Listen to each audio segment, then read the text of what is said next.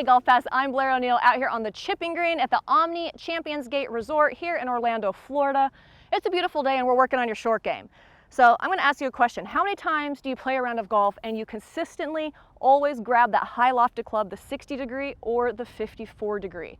Well, I'm gonna raise my hand because I'm absolutely guilty of doing that oftentimes from almost anywhere around the green, when in actuality, I probably should be getting the ball on the green sooner and getting it rolling for less mistakes. So what do I mean by that? Let's take a look at these two swings.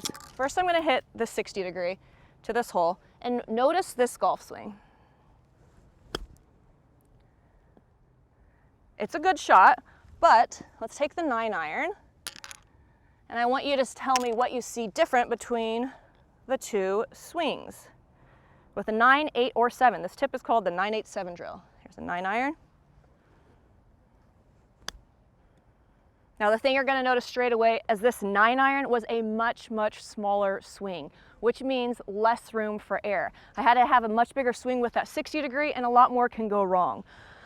So sometimes hitting that high lofted flop shot isn't always the best percentage shot to hit. So what we're going to do is we're going to do the 9-8-7 drill, take, like I say, the 9, 8, and 7 iron, and we're going to hit 2 balls with each club because we want to see this in action, because you're not going to go out on the golf course and grab a 9, 8, and 7 iron if you haven't seen it out on the practice chipping green and see what it does. So what we want to do is, it's a very small swing. We're getting the ball rolling on the green, but we want to pay attention to, first off, where the ball's landing on the green and where it rolls out.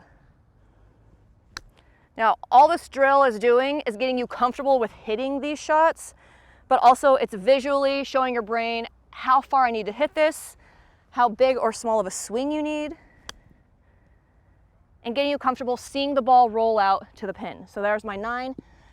Also helping you so that you know, if I'm not going to use a 60 or 54 degree, what less lofted club should I use? Is a 9 the correct club here? Is a 7 the correct club here?